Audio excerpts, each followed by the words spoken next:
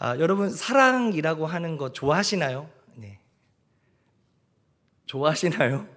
사랑, 예, 러브. 네. 사랑은 여러분 변할까요? 변하지 않을까요? 변하지 않습니까? 우리 기존도사님 역시 사랑꾼. 네, 사랑은 변하지 않는다.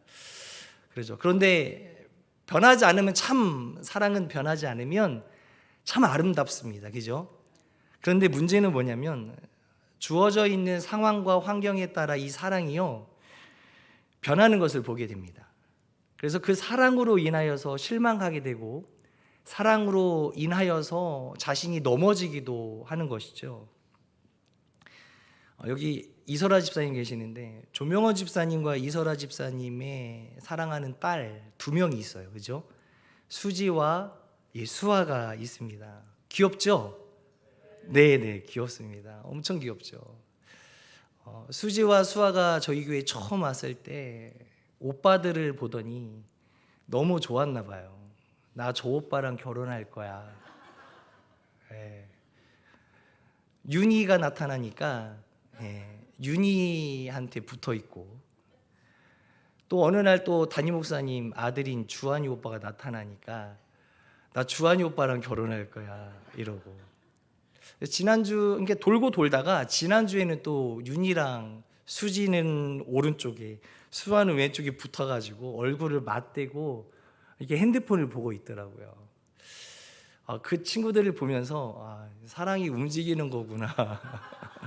네, 이런 생각을 해보게 되었습니다. 좋아하고 사랑하는 것은 사람이 좋아하고 사랑하는 것은 좀 안타깝지만 변할 때가 맞는 것 같아요. 신혼 때도요 다툼이 일어날 수 있죠. 왜요? 첫 번째 시련은 그거 아닙니까? 결혼을 하고 나니까 콩깍지가 벗겨지는 거죠. 네. 그러면서 이제 단점적인 것들이 보이기 시작하는 거예요.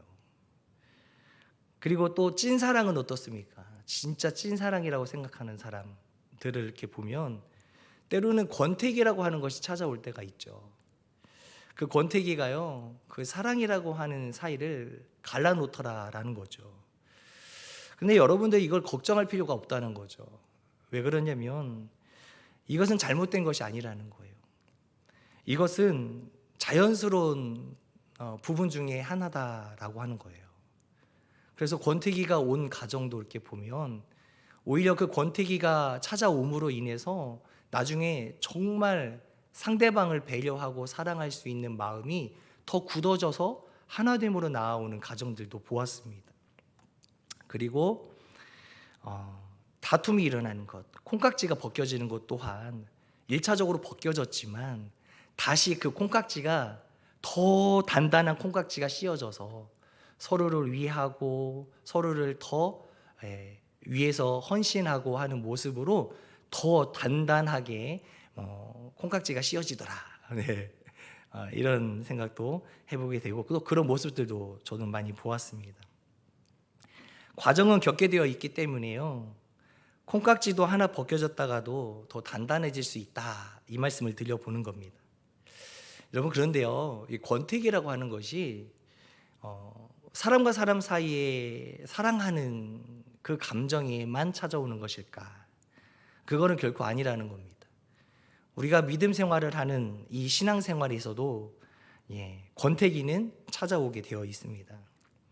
어느 순간부터인가 말씀을 듣고 또 기도를 하는 데 있어서 예전에는 은혜와 감동이 있었고 또 감격한 내 모습을 보게 되었었는데 어느 순간 보니까, 스스로를 돌이켜 보니까 예배에 대한 기대치도 없고 감격도 없고 은혜도 없고 감사도 없는 너무나도 많이 망가져 있는 본인의 믿음의 모습을 보게 되었다라는 것이죠.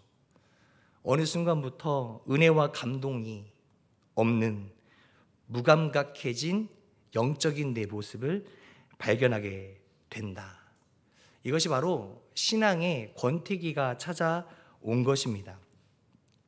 신앙의 권태기가 오면요, 예배에 감격이 없어요. 기대치가 없고 은혜가 없어요. 신앙의 권태기는요, 사람과 사람의 사이에서 생기는 권태기와는 다른 것도 발견할 수 있어요. 왜요? 사람과 사람 사이에 생긴 권태기는요, 때로는 잠잠함으로 인하여서, 다시 말하면 시간이 지나감에 따라서 이 권태기가 나아질 수도 있다라는 거죠. 오히려 그 권태기가 있었을 때에 서로의 감정만을 드러낸다면 그것은 걷잡을 수 없이 망가지는 부부 사이가 될 텐데, 오히려 시간을 좀 갖고 조금 더 떨어뜨려 놓고 이렇게 떨어져 있는 시선에서 이렇게 보게 되면 오히려 시간이 이 모든 상황들을 정리해 주더라라는 거죠. 그래서 우리가 이런 말들 하지 않습니까?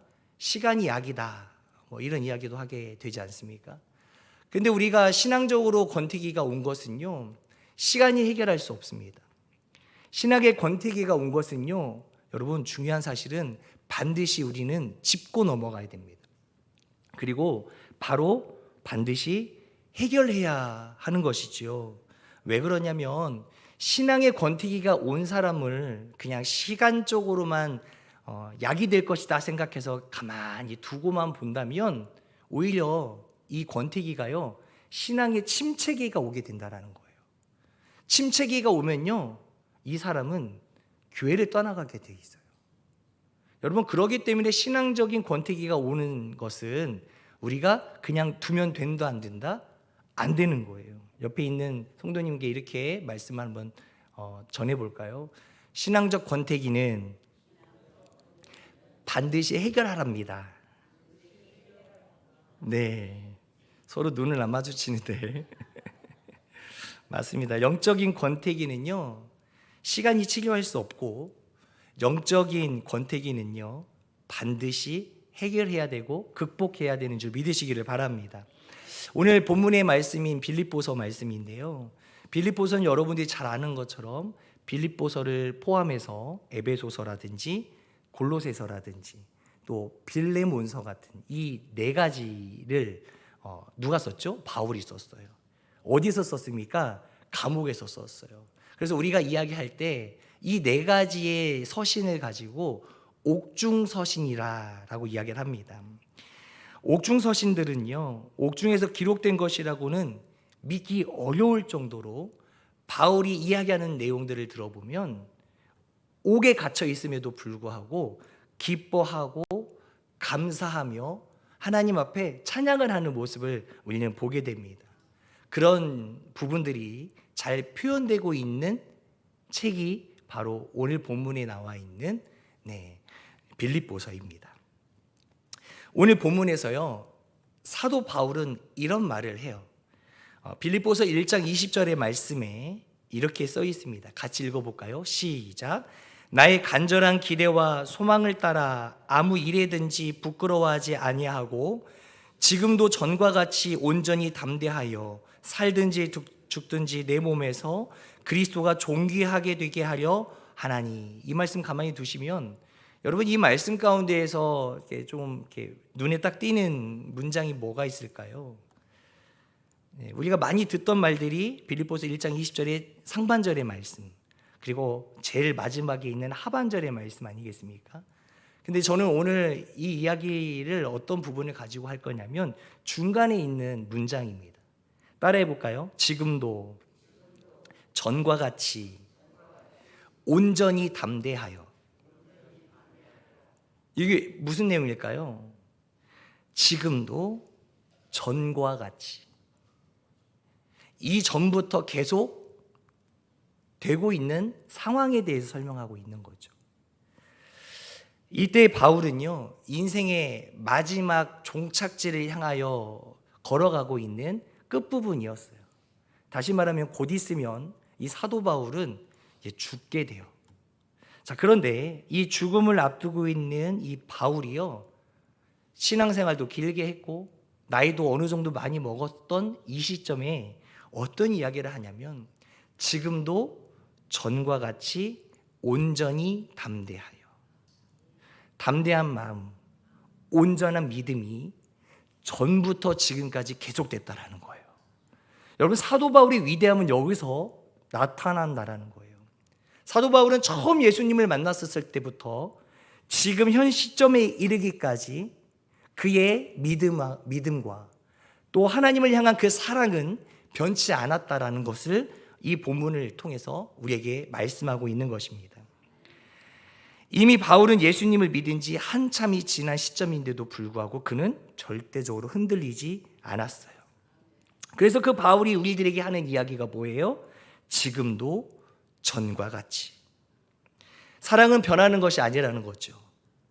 지금도 그가 사랑하는 대상을 향하여 여전히 사랑하고 있다는 것입니다. 그렇다면 사도 바울은 어떻게 그렇게 지금까지 여전히 지금도 전과 같이 온전하고 담대할 수 있었을까요? 즉 어떻게 믿음을 지킬 수 있었던 자였을까요? 오늘 그 내용을 가지고 세 가지로 압축해서 함께 말씀을 나눠보고자 합니다. 사도 바울이 믿음을 지킬 수 있었던 비결의 첫 번째는 빌립보서 1장 19절의 말씀입니다. 같이 후반절의 말씀인데 같이 한번 읽어볼까요? 나를부터 두 번째 줄 시작. 나를 구원에 이르게 할 줄 아는 고로. 자, 이 말씀 그대로 써보세요. 나를 구원에 이르게 할 줄 안다. 여러분, 이 말이 어떤 뜻을 의미하는 것 같습니까? 나를 구원에 이르게 할 줄. 다시 말하면 나를 구원에 이르게 했다라는 거예요? 앞으로 할 것 같다라는 거예요? 할 것 같다라는 거죠. 구원은 지금 이미 이에게는 온 것이 아니에요. 지금 이 사람에게, 지금 사도 바울에게 있어서는 구원은 아직 도래하지 않았던 거예요. 단지 이 사도 바울은 무엇을 향해 달려가고 있어요? 하나님이 나를 구원하실 그 약속을 가지고 구원의 목적지까지 달려가는 일을 하고 있다라는 거예요. 다시 말하면 지금 구원이 온 것이 아니라 본인 스스로는 지금 그 구원의 종착지를 향해 달려가고 있다. 그것이 사도 바울의 지금 마음가짐이라는 것이죠. 담임 목사님께서 새해 연초가 되면 항상 매년마다 하시는 설교의 내용이 있어요. 우리 담임 목사님 뭐냐면 이미와 아직에 대해서 하나님께서는 우리에게 이미 구원을 주셨습니다. 믿으시면 아멘. 그런데 아직 구원에 이르진 않았다는 거예요.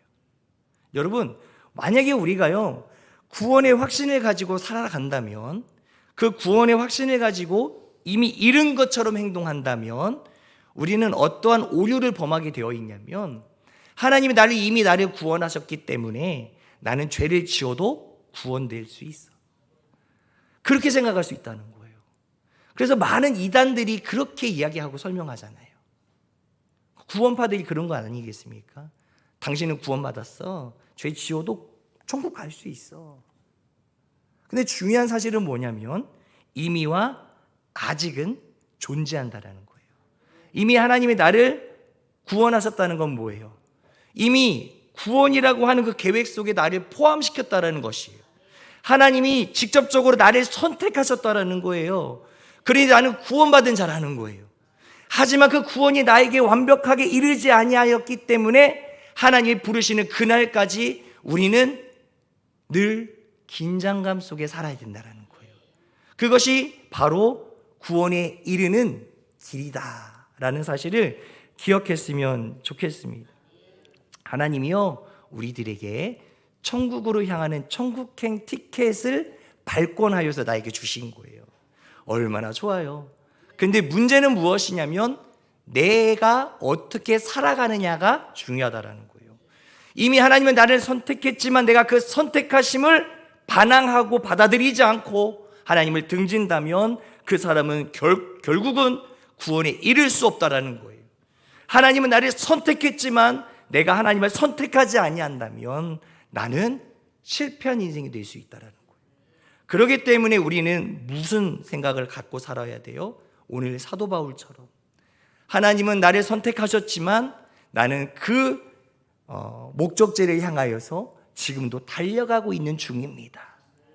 그 고백이 내가 하나님과의 그 관계 속에서, 믿음의 관계 속에서 늘 긴장감을 가지고 살게끔 되었기 때문에 내가 하나님을 더욱더 사랑하고 하나님을 더욱더 섬길 수 있는 위치에 있다는 사실입니다.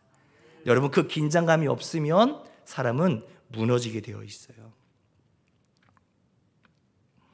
그래서 예수님께서는 사랑하는 우리들에게 이렇게 말씀하셔요. 오늘 말씀은 준비되어 있지는 않지만 마태복음의 말씀에서 예수님께서 제자들을 산에 데리고 올라가셨을 때 그들을 향하여 뭐라고 말씀하셨어요?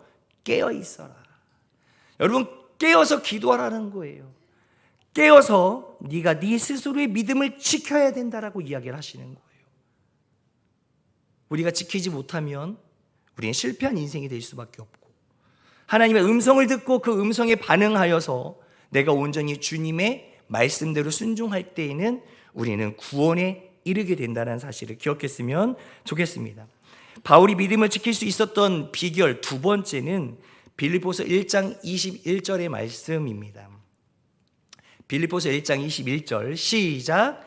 이는 내게 사는 것이 그리스도니 죽는 것도 유익함이라. 어떤 이는 죽는 것도 유익하다, 그러니까 죽을 각오로 살아야 되겠다, 맞는 말씀이죠. 그런데 제가 오늘 이 말씀을 들고 온 것은 그 부분이 아니라 바로 그 앞부분입니다. 한 번 더 따라해 볼까요? 이는 내게 사는 것이 그리스도니. 내 안에 누가 산다는 거예요?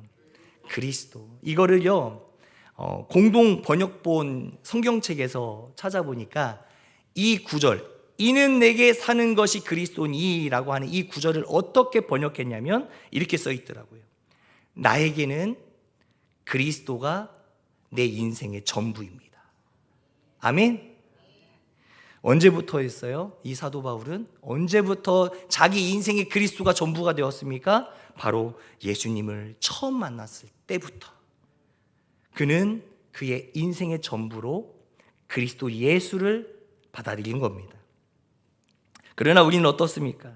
처음에 우리가 주님을 인격적으로 만났을 때 주님을 위해 살아가며 처음에는 살아갔죠. 내 일생의 1순위가 늘 주님이 될 것이라고 고백했죠. 그리고 2순위는 교회가 되었죠. 내 자신을 챙기는 거는 저기 4순위, 5순위로 밀려났던 거였어요. 그런데 시간이 지나고 내 상황이 펴지고 내가 얻고자 하는 것들을 하나 둘 얻다 보니까 내 안의 우선순위가 바뀌게 돼버린 것이죠. 우리 주님이 내 우선순위에서 나중에는 밀려가 버리니까 내가 주님을 향해 더욱더 뜨거워질 수 없는 거예요. 오히려 내가 주님을 향한 마음이 식어져 있는 내 모습을 발견하게 되었다라는 겁니다. 저는요 어렸을 때부터 뭐 하나에 꽂히면 그것만 해요. 게임을 하더라도 게임 하나에 꽂히면 그것만 파요. 그리고 영화를 보더라도 뭐 하나에 꽂히면 그 영화만 봐요. 하나에만 저는 집중하고 몰두하는 저 어린 날의 모습을 생각하게 되네요. 근데 중요한 사실은 무엇이냐면 내가 즐거워하고 좋아하는 것들에 대해서 내가 집중할 때에 내가 온전히 집중하고 바라봐야 될 대상을 놓쳐버릴 수 있다는 거예요. 여러분, 내 우선순위에 하나님이 밀려나 버리니까 내가 세상을 살아갈 때에 하나님을 바라볼 수 없게 되었다라는 거예요.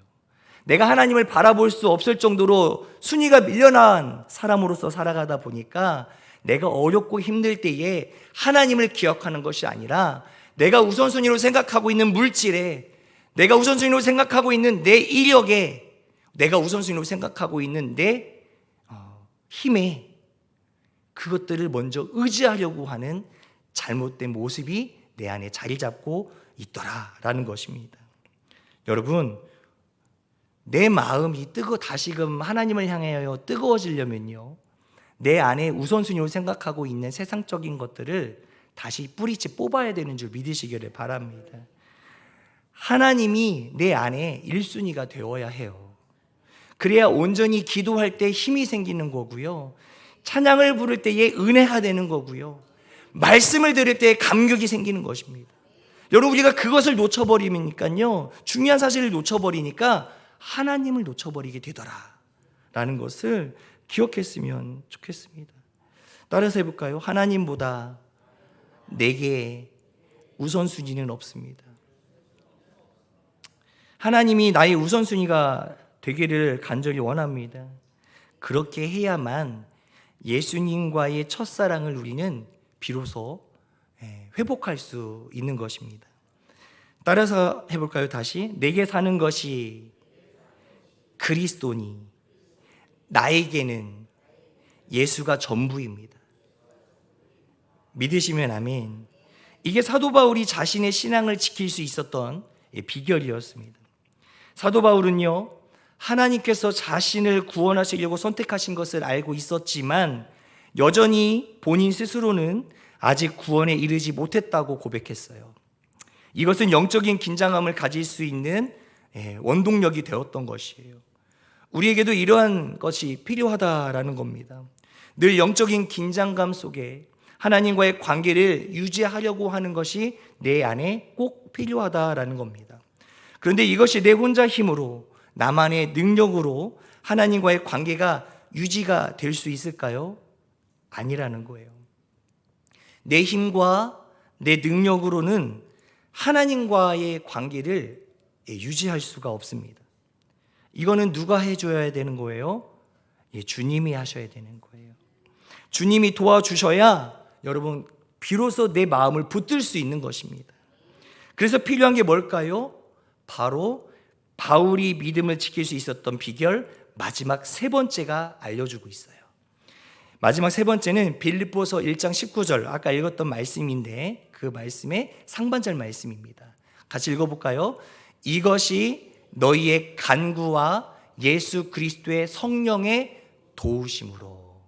아멘. 한 번 더 읽을까요? 시작. 이것이 너희의 간구와 예수 그리스도의 성령의 도우심으로. 아멘. 맞습니다. 너희의 간구와 성령의 도우심으로. 여러분, 간구가 뭔 뜻인가요? 제가 사전을 찾아보니까 간자가 간절할 간자더라고요. 그리고 구자는요, 구할 구자, 청할 구자입니다. 다시 말하면 내가 간절히 청한다라는 뜻이에요. 간절히 내가 구한다라고 하는 뜻이에요. 여러분, 간절히 구하는 것을 우리는 뭐라고 이야기합니까? 기도예요. 믿으시면 아멘. 너희의 간구와 예수 그리스도의 성령의 도우심으로 라고 하는 이 문장은 무엇을 이야기하는 거냐면 바로 기도가 답이다라고 하는 것을 알려주시는 겁니다. 여러분, 기도할 때요, 누가 도와주실까요? 성령님이 도와주십니다. 아멘. 따라해 볼까요? 기도할 때 성령님이 도와주십니다. 나 혼자 내 마음 지킬 수 없고, 나 혼자서는 마귀의 간교를 이겨낼 수 없고, 그러면 우리에게는 누구밖에 없다? 성령님밖에 없다. 그런데 그 성령님을 움직일 수 있는 것이 있어요. 여러분 잘 들어보세요. 그 성령님을 움직일 수 있는 것, 그것이 무엇입니까? 기도라는 거예요. 아멘. 기도할 때요, 성령님이 역사하시거든요. 기도할 때, 그래서 성령님이 움직여 주시면 내 힘으로 할 수 없는 것 또한 하나님이 행하신다라는 것, 내가 할 수 없는 것 하나님이 이루게 하여 주신다라는 것입니다. 한 번 더 읽을까요? 19절. 너희의 간구와 예수 그리스도의 성령의 도우심으로. 여러분, 여기에 뭐라고 시작해요? 너희의. 따라해볼까요? 너희의. 여기가 너희는 누구를 가리키는 말입니까? 이게 무슨 서죠? 빌립보서. 그럼 누구를 향한 말씀이에요? 빌립보 교인들을 향한 이야기라는 거죠. 너희의 간구와 예수 그리스도의 성령의 도우심으로. 너희들이, 다시 말하면 나 사도 바울을 위하여 기도함을 내가 안다라는 거예요. 여러분, 빌립보 교인들이요, 이 사도 바울을 위하여 열심을 다하여 기도했다라는 거예요. 열심히 간구하고 하나님 앞에 기도했다라는 겁니다. 한 사람의 사역은요, 혼자 힘으로 할 수 있는 것이 아닙니다. 그 한 사람을 위해 기도하는 여러 사람들의 기도로 이루어져 있다라는 거예요. 그래서 동역자가요, 사역하는 데 있어서 절대적으로 필요한 것입니다. 가끔 주변 성도님들과 이제 제가 개인적으로 카톡이나 문자나 또는 직접 상담, 만남을 통해서 대화를 나누다 보면요, 저를 위해 기도하신다라고 하는 성도님들이 너무나도 많이 있어 주셔서 감사해요. 네, 저뿐만이 있겠습니까? 담임 목사님 위해서 기도하시는 분은 더 많죠. 또 전도사님들을 위해서 기도하시는 분들도 많죠. 여러분, 교역자가요, 말씀을 대원하기 위해서 말씀을 열심히 준비하는 것도 물론 중요하지만 제일 중요한 것은 무엇이냐면 성도들의 기도가 중요하다는 것입니다. 여러분, 그 이야기를 듣고 제가 얼마나 힘이 되었는지 몰라요. 얼마나 감사했는지 모릅니다. 그런데 이미 성도님들의 그 기도로 저희 담임 목사님을 비롯해서 저희 부교육자들은 이미 그분들의 기도로 인하여 응답받고 있는 삶을 누리고 있는 줄 믿습니다. 매일매일이 저희들에게 있어서는 기적입니다. 아멘. 부족한 저희지만요, 사역을 할 수 있도록 그 사역의 장을 열어주신 것이 제게는 얼마나 큰 기쁨인지 모릅니다. 지난주에 제가 금요예배 설교하다가 제가 최근에 사고 났던 그 사고 사진과 함께 그 사고 당시의 이야기를 좀 잠시 이야기를 드렸었는데요. 제가 사고 난 것이 운이 안 좋았다라고 생각이 들기보다는 더 큰 사고로 번질 수밖에 없었던 사고를 하나님께서 여러분들의 기도를 통하여 저를 지켜주셔서 제가 살아날 수 있다. 그렇게 저는 고백합니다. 여러분, 이게 무엇이에요? 여러분들의 기도를 통하여 기적을 누리는 삶입니다. 우리 성도님들의 기도로, 또 저를 아는 주변 동역자분들의 끊임없는 기도로 기도에 응답을 받는 인생을 살고 있는 것이지요. 제가 평일에 일을 하는데요, 늘 교회 와서 사역할 때 제가 잠을 잘 못 잔 것을 아시는 분들이 굉장히 많았어요. 사고가 나는 날, 그 전날까지 우리 여기 황교안 전사님도 그랬었고, 좀 목사님 주무셔야 돼요. 그런데 그 다음날 사고 났다니까요. 너무나도 걱정해 주시는 분이 많으니까, 그래서 그분들의 기도가 있었기 때문에 경고 차원으로 끝내신 것 같아요. 제가 자야 될 시간에, 제가 조금 더 하나님 앞에 묵상해야 될 시간에 저를 일깨워 주신 분들이 그분들의 기도였다라는 것을 말씀드립니다. 빌립보 교인들이요, 사도 바울을 위해 기도했지만요, 여러분, 이것으로 끝난 것이 아니에요. 빌립보 교인들이 사도 바울을 위해서 기도했지만 사실은 빌립보 교인들을 향하여 사도 바울의 기도가 먼저였다는 사실을 기억하셨으면 좋겠습니다. 성도님들도 저를 위해서 기도하지만 저 또한 우리 성도님들을 위해서 먼저 기도한다는 사실 또한 기억해 주셨으면 좋겠습니다. 맞아요. 누군가가 나를 위해 기도하는 것 참 감사하겠지요. 하지만 그보다 내가 먼저 입술을 열어 주님 앞에 기도하는 것이 더 중요하다는 겁니다. 예전에 어떤 목사님이 이런 이야기를 하셨어요. 자기 교회 성도님 중에 한 분이 아버님이 돌아가셔서 그 교회 그 성도님의 그 위로하기 위해서 장례식장에 간 이야기입니다. 장례식장 가가지고 그분을 이렇게 맞이하고 위로해드리고 이렇게 이야기를 이렇게 하다 보니까 그 성도님이 뭐라고 하냐면, 목사님, 저희 아버지가 장로님이셨는데 저희 아버지가 그 열심을 다하여 기도해 주신 그 은혜로 저희 자녀들이 이렇게 잘 성장하였습니다. 이렇게 고백을 하더라라는 거예요. 그리고 나서 장례 일정이 다 마치고 그 자녀분이, 성도님이 교회에서 헌신을 열심히 하더라라는 거예요. 근데 그것이 오래가지 못하고 또 피삭 식어버린 거죠. 그래서 이제 몇 달이 지나고 나서 이제 어머님이 이번에는 돌아가셨어요. 그래서 또 그 장례식장에 갔죠. 그랬더니 또 그 성도님이 목사님을 앉혀놓고 또 그런 이야기를 하더라는 거예요. 저희 어머니가 권사님이셨는데 저희 어머니가 저희 자녀들을 위해서 새벽재단을 계속 쌓으셨는데 한 번도 빠지지 않고 저희를 위해서 늘 기도했습니다. 이런 이야기를 하더라는 거예요. 그런데 그 순간에 이 목사님이요, 너무나도 그 성도가 불쌍해지더라는 거예요. 왜 불쌍해졌을까? 왜요? 그들을 위해서 기도하던 아버지가, 그들을 위해서 기도하던 어머니가 돌아가시니 이제는 남아있는 그 자녀, 혼자 스스로 기도할 수 없는 능력, 기도하지 못하는 그 자녀를 위해서 이제는 기도할 사람이 이 세상에 사라지고 말았다라는 것. 그것 때문에 너무나도 불쌍하게 생각이 들더라는 거죠. 여러분, 누군가가 나를 위해 기도하는 거 물론 좋아요. 참 감사한 일이죠. 하지만 제일 중요한 것은 무엇이냐면 내가 내 입술을 열어 아버지를 위해 기도하고 어머니를 위해 기도하고 내 자녀를 위해 기도하는 것, 그것이 제일 중요하다는 사실입니다. 내 입술이 열리지 않고 기도하지 못한다면 그는 얼마나 불쌍한 인생으로 살 수밖에 없을까요? 사도 바울은요, 빌립보 교인들이 자신을 위해서 기도한 것 알죠. 참 감사합니다. 하지만 그에 앞서 본인 스스로가 빌립보 교인들을 위해서, 그리고 또 그 교회를 위해서 더 노력하고 헌신하고 더 열심을 다하여 기도했다라는 것이에요. 여러분, 우리도요, 기도가 끊어지면 안 돼요. 여러분, 기도가요, 쉬면 안 돼요.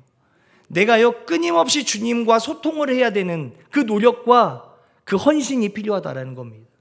여러분, 사도 바울은요, 열심을 다하여 기도했기 때문에, 그리고 그 성령님을 의지하게 하였기 때문에 처음 예수님을 만났던 그 시점부터 지금에 이르기까지 그 믿음이 변치 않았다는 거예요. 그리고 그의 사역을 잘 보십시오. 성공한 사역이었어요. 지금까지도 위대한 전도자로 우리들에게 알려져 있지 않습니까? 하나님은 그의 이름을 지우지 아니하시고 지금 현 세대를 살아가고 있는 우리의 귓가에, 생각 가운데에, 기억 가운데에 그의 이름이 전해지도록 그 축복을 허락하여 주셨어요. 여러분, 우리도요, 믿음을 잃어버리시면 안 됩니다. 온전히 사도 바울처럼 온전히 주님을 의지하고 주님을 우선순위로 생각하고, 그리고 내가 성령님을 의지하기 위해 성령님을 움직이게끔 하기 위하여 내가 기도로 열심을 다할 수 있는 우리 모든 성도들이 되기를 간절히 소원하고 바랍니다. 찬양팀들 나와주시고 말씀을 맺으려고 합니다. 사도 바울이 자신의 믿음을 지켜낼 수 있었던 이유 3가지. 첫 번째, 하나님의 구원의 계획으로 자신을 선택해 주셨지만 자신은 구원을 향해 가고 있다고 말하며 절대적으로 영적인 긴장감을 늦추지 않았다는 것. 여러분, 따라서 해볼까요? 영적인 긴장감을 늦추지 말자. 이게 첫 번째였어요. 두 번째는 무엇입니까? 이는 내게 사는 것이 그리스도니, 즉 나에게는 그리스도가 내 인생의 전부입니다 라고 고백하며 자신의 삶의 우선순위로 주님을 모셨다라는 것. 여러분, 따라해 볼까요? 나의 우선순위는 예수 그리스도이십니다. 마지막 3번째는 간구와 성령의 도우심을 구하는 기도하는 자였다라는 사실입니다. 따라해 볼까요? 나도 성령님을 움직이는 기도하는 자가 되겠습니다. 이와 마찬가지로 사도 바울과 같은 믿음 생활을 해나갈 수 있는 내가 되겠습니다 라고 고백하는 우리 모두가 되었으면 좋겠습니다.